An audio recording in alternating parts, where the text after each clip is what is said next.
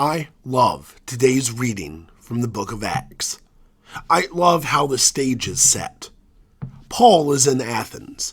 He is standing in front of the Areopagus. What is the Areopagus? It is a prominent rock outcropping located northwest of the Acropolis. The word Areopagus literally translates to the hill of Ares. Ares, who was the Greek god of war and courage. The name Areopagus also referred in classical times to the Athenian governing council, later restricted to the Athenian judicial council or court that tried cases of deliberate homicide or wounding or religious matters. So here is Paul in this center of discernment and judgment, in this location of debate and defense, at the confluence of faith and government.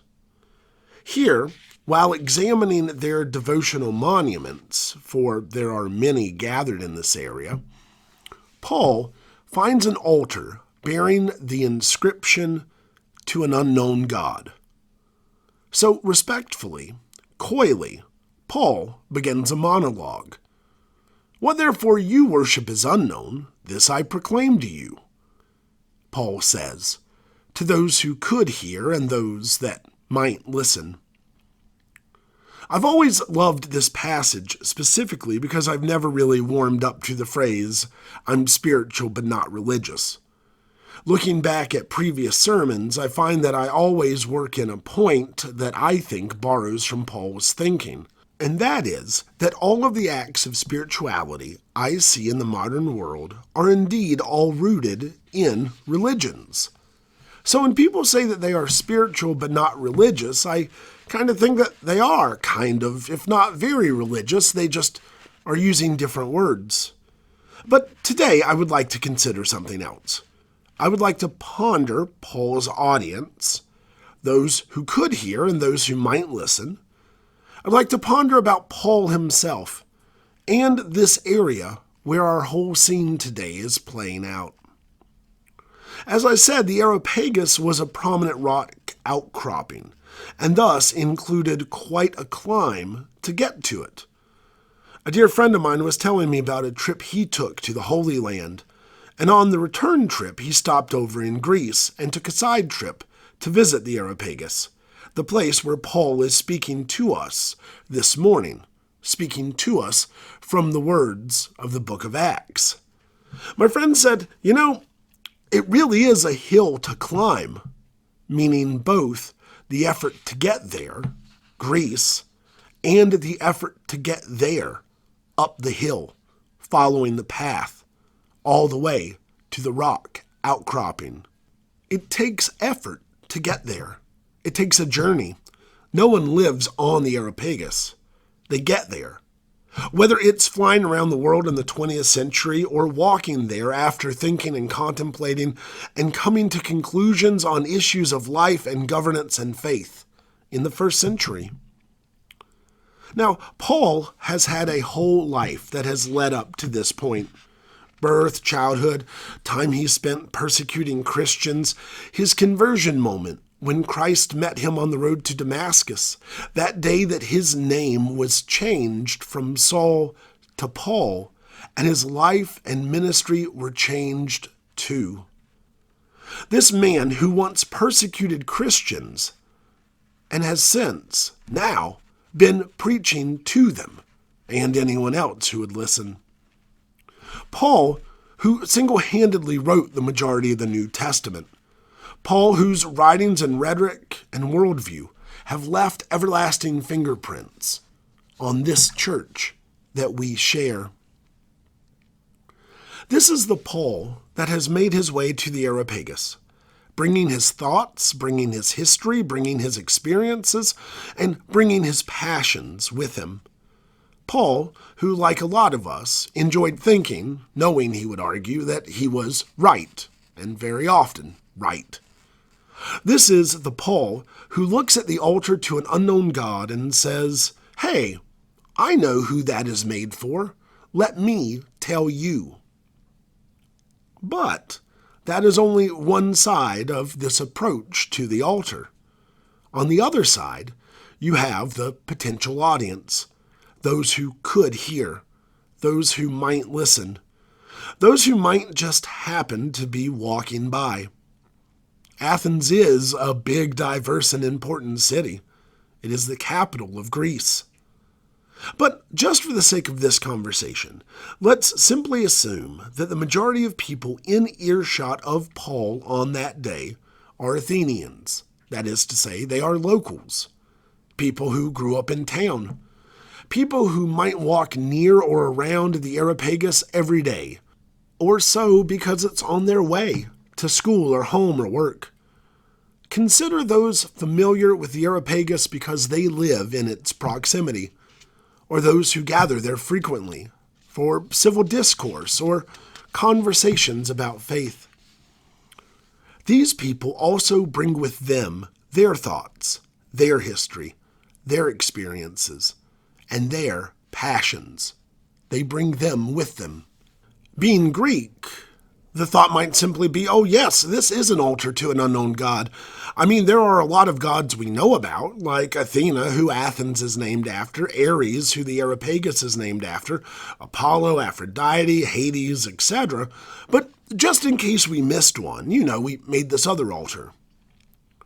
These are people of a capital city with a thirst for knowledge, a desire to understand, a people devout in their own ways, who one day hear Paul, a foreigner who they do not know, and he is beginning what is honestly more of a sermon than a conversation.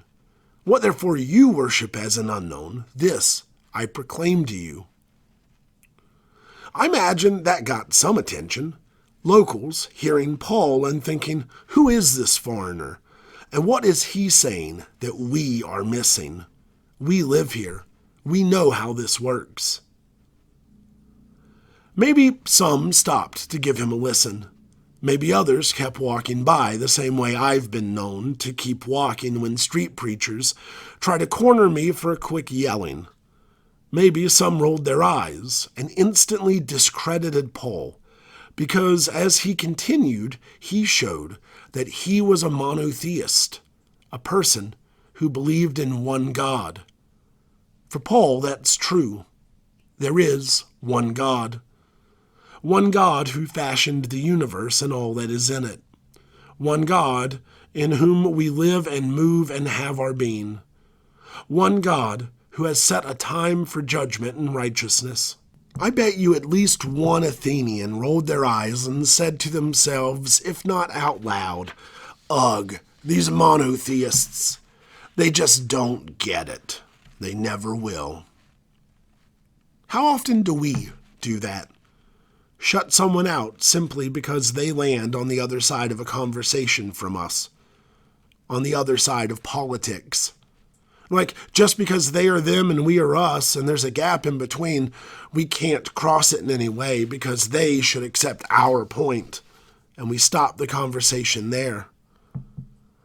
Though we are all people who, like Paul and his potential audience, we are people who bring with us our own thoughts, our histories, our experiences, and our passions.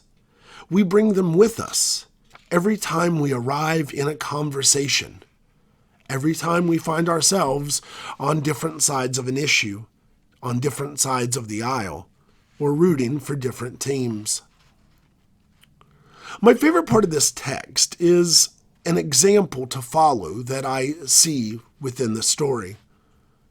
It is about the respect that Paul brings with him as he is beginning his monologue. He begins, Athenians, I see how extremely religious you are in every way. For as I went through the city and looked carefully at the objects of your worship, I found among them an altar. Paul begins a conversation that he hopes will lead to conversions with respect and an honest, inquisitive nature. I see you are extremely religious as I was exploring your objects. Paul has looked. He has explored. He has put in some effort. And now he is seeking this conversation. The verse after our reading ends this morning reads, "When they heard about the resurrection of the dead, some of them sneered, but others said, 'We want to hear you again on this subject.'" Core to the sharing of the gospel and quintessential for our lives as citizens together is respect, safety, and openness to conversation. To write a person off simply because of their lineage, their race, their political affiliation, their zip code, their appearance, etc., is to discredit their thoughts, experiences, and history. That is to say, it is to discredit their humanity. My plea is that as we interact with people who might worship differently or vote differently or live differently, that we approach all people with the grace, respect, and honest intent that Paul approaches those in Athens. May we be so brave, so kind, and so courteous as we interact with people, approaching one another with the love, grace, and dignity that God offers us. Regardless of our differences, my prayer is that we see the reflection of God that is present in each and every person. As we have conversations with others, as we continue to climb the hills of our lives, whatever or wherever they might be. Amen.